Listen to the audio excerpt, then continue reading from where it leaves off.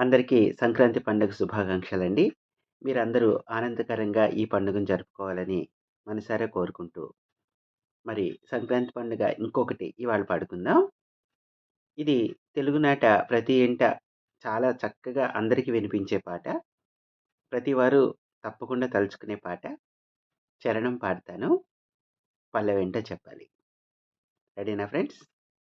Okay.